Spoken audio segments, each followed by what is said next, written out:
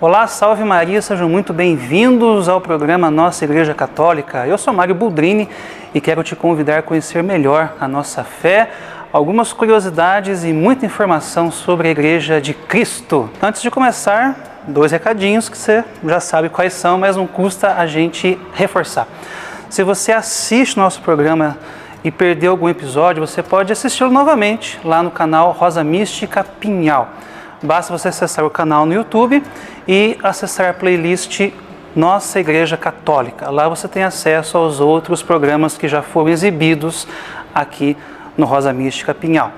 E se você tem alguma dúvida ou sugestão de tema para a gente trabalhar aqui, você pode enviar para o WhatsApp 3651 3046, que é o WhatsApp aqui da Paróquia do Divino Espírito Santo e Nossa Senhora das Dores.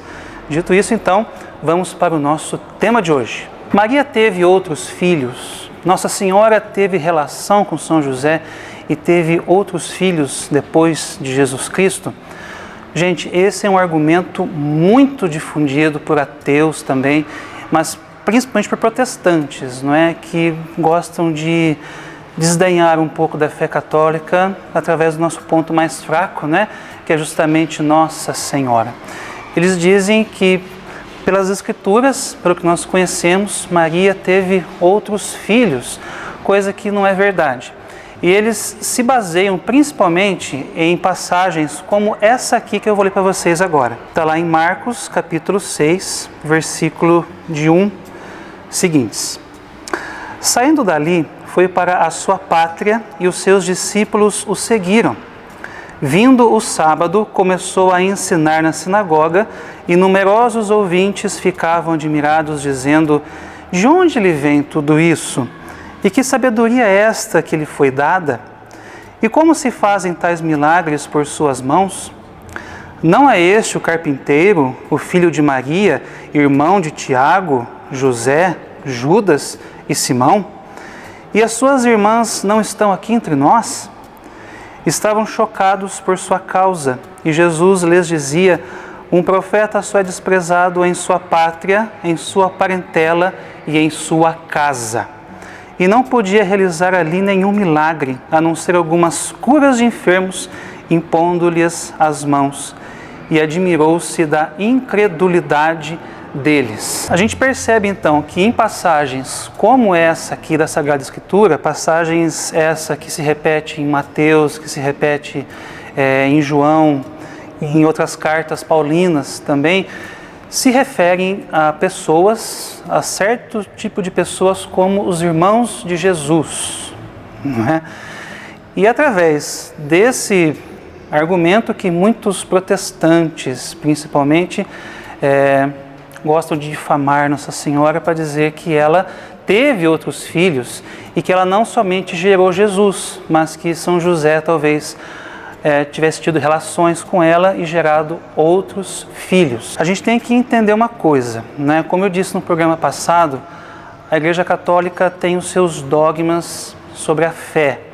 E nós temos 4 dogmas sobre Nossa Senhora. E o segundo deles fala justamente sobre a virgindade perpétua de Maria, que ela foi virgem antes, durante e depois do parto. Se você assistiu o nosso último programa, você sabe o que eu estou falando. Se você não assistiu, corre lá para assistir, que está muito interessante. Então, quando a gente percebe, né, que Maria ela foi virgem antes, durante e depois, a Igreja não diz isso simplesmente para rebater tais afirmações, mas para nós acreditarmos.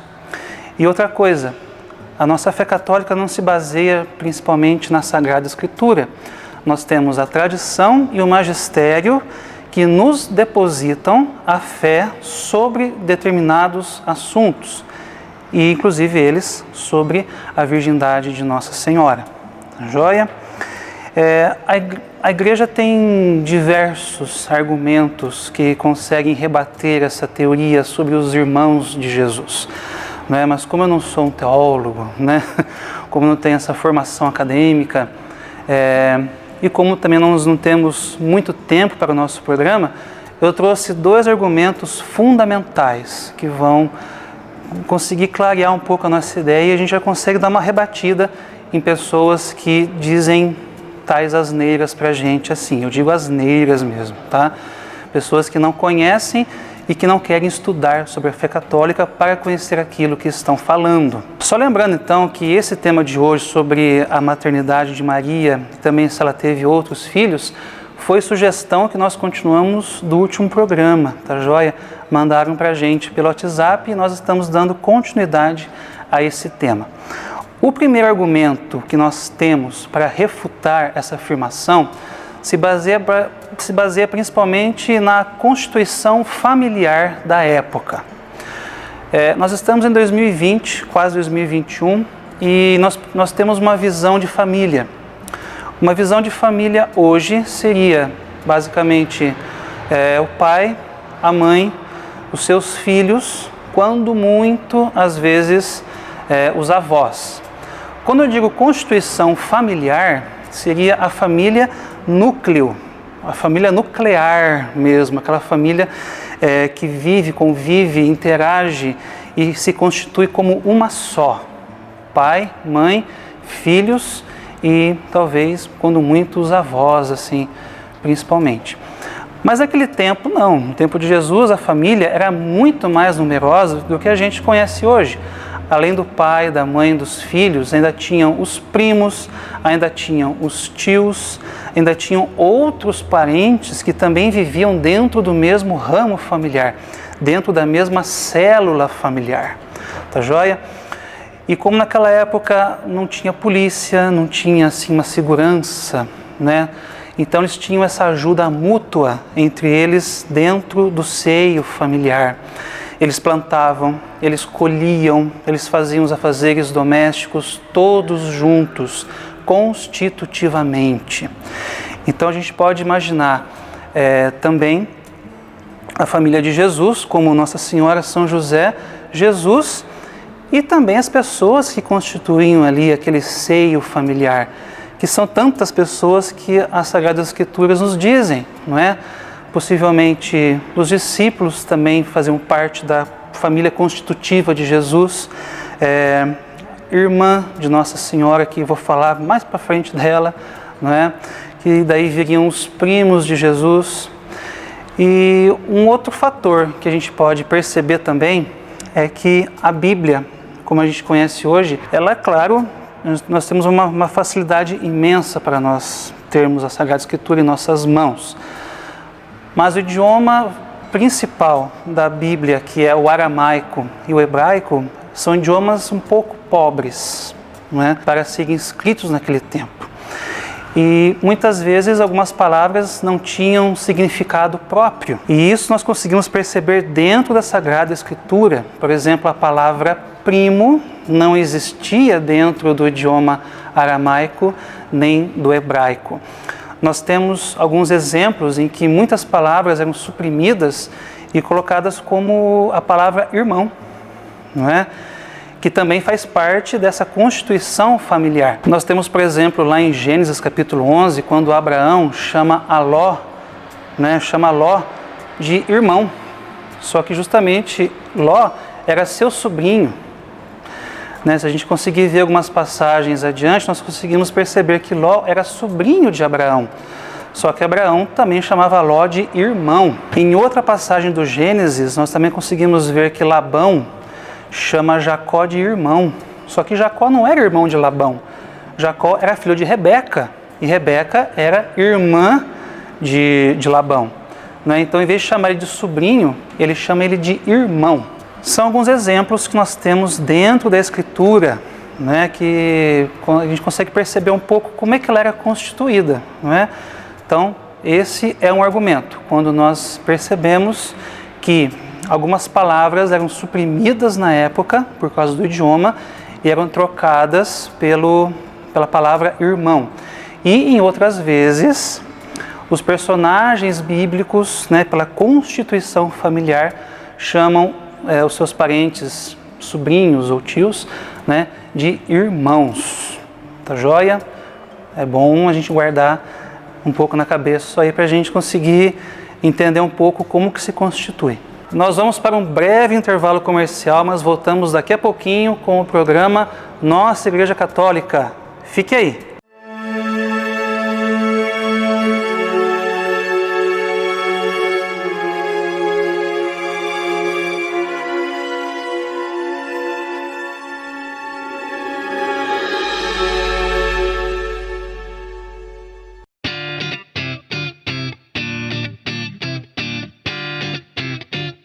Facanale Veículos, especialista na comercialização de veículos novos e seminovos de todas as marcas e modelos. Com mais de 13 anos de história, nos tornamos líderes na comercialização de automóveis para toda a região com garantia de qualidade e preço. A Facanale Veículos está presente em todas as mídias sociais e se utiliza das melhores ferramentas de comunicação na comercialização de carros em todo o Brasil. Venha nos fazer uma visita, acesse nosso site, entre em contato com a nossa equipe. Facanale Veículos, garantia de bons negócios.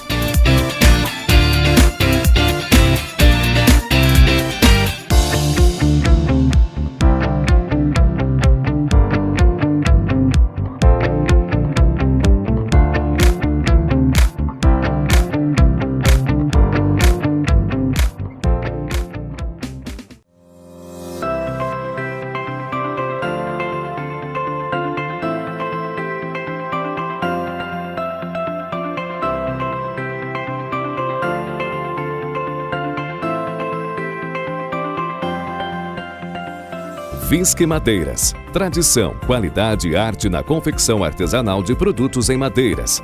Há mais de 50 anos no mercado, servindo o Espírito Santo do Pinhal e região. Vendas de madeiras e ferragens em geral, telhas, esquadrias de alumínio, confecção de móveis planejados e a mais alta qualidade e carinho no atendimento. Entre em contato pelo telefone 19 3651 3740 e também pelo nosso WhatsApp 19 95321 0251. Venha nos fazer uma visita. Rua Luiz Gama, número 158, Largo São João, em Espírito Santo do Pinhal.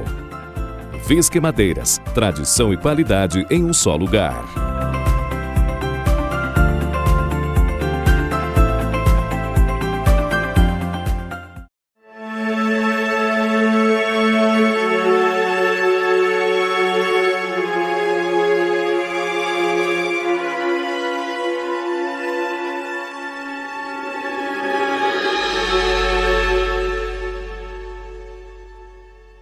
Se a gente voltar para o evangelho anterior, que é o evangelho de Mateus, precisamente no capítulo 27, os versículos 55 e 56, nós entramos na cena da paixão de Cristo.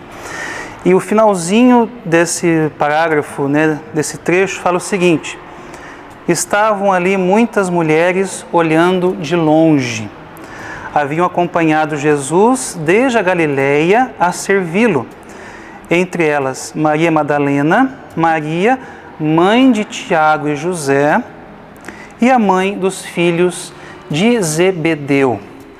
Esse trechinho nos remete quando Jesus morre na cruz e o evangelista fala quem estava ali, Os parentes de Jesus, juntamente com Nossa Senhora, que estavam acompanhando a sua paixão. Se nós acompanhamos os escritores sagrados, ou mesmo os padres da igreja e outros teólogos, exegetas que analisam a Sagrada Escritura, a gente consegue perceber que, além de Maria Madalena, estava junto à cruz de Jesus Maria, Essa Maria, ela é mãe de Tiago e de José. É Nossa Senhora? Não, não é Nossa Senhora. Maria era um nome muito comum na época, assim como nós temos muitos sobrenomes comuns no dia de hoje. E precisamente essa Maria, de acordo com exegetas, se a gente pesquisar um pouco sobre essas pessoas que estavam na cruz, a gente consegue ter as respostas, Mas como o programa aqui é um pouco mais curto, eu já vou direto no ponto-chave. Maria, mãe de Tiago e José, era irmã de Nossa Senhora, tá? E a mãe dos filhos de Zebedeu, Nos evangelhos, nós percebemos que a mãe dos filhos de Zebedeu era Salomé. E os filhos de Salomé eram Tiago Maior e São João, tá? Só que eles não eram parentes de Jesus, não tinham nenhum sinal de parentesco. Só os filhos de Maria, que é Tiago e José e Judas, Só que Mateus não cita Judas aqui aos pés da cruz. Esses três eram primos de Jesus e é precisamente eles que estavam na passagem anterior de São Marcos que eu citei para vocês aqui, tá joia? Eles são primos de Jesus, mas são citados como irmãos, tá joia? Então é isso que eu quis trazer para vocês no programa de hoje, tá? Esse argumento principal. Tomar cuidado um pouco com a tradução do aramaico e do hebraico, línguas essas que suprimiam algumas palavras para trazer outros significados, tá joia? Que tira o contexto de primo e coloca o contexto de irmão. E outra coisa também é a constitutividade familiar, não é? Pessoas muito próximas no seio familiar que se tratavam como irmãos, tá joia? Esse é um argumento que eu trouxe para vocês. O segundo argumento nos remete à cena da paixão de Cristo também, né? Nossa Senhora estava lá, aos pés da cruz, e Jesus havia acabado de morrer. Só que o que nós devemos perceber um pouco é que Maria também era viúva, não é? São José havia morrido, segundo a tradição da igreja, antes da manifestação pública de Cristo. Então Nossa Senhora, desde aquele tempo, era viúva e havia acabado de perder o seu filho. E nós, na Bíblia, conhecemos como eram tratadas as viúvas, né? Nós vemos, por exemplo, Jesus que ressuscita o filho da viúva de Naim, porque ele se compadece da dor daquela mulher que não tinha mais nada na vida e já havia acabado de perder o filho, né? Ele se compadece então e faz o milagre, ressuscita o filho dela. Nós vemos quando Jesus fala sobre a viúva no templo, né? Que tantas pessoas davam tesouros para o templo e aquela viúva deu apenas uma moeda, que era tudo o que ela tinha. E mais para frente, em Atos dos Apóstolos, nós vemos quando 7 homens são escolhidos no templo justamente para cuidar das viúvas que estavam desamparadas. Então, dentro da Sagrada Escritura, nos Evangelhos, nós percebemos que a viuvez, né, as viúvas eram pobres e eram desoladas. E Nossa Senhora, então, também pensa nisso, certamente, né? Vendo o filho dela morto na cruz. O que vai ser de mim agora? E entra aqui o ponto-chave, não é? Por que é que Jesus entrega aos cuidados de João, a sua mãe?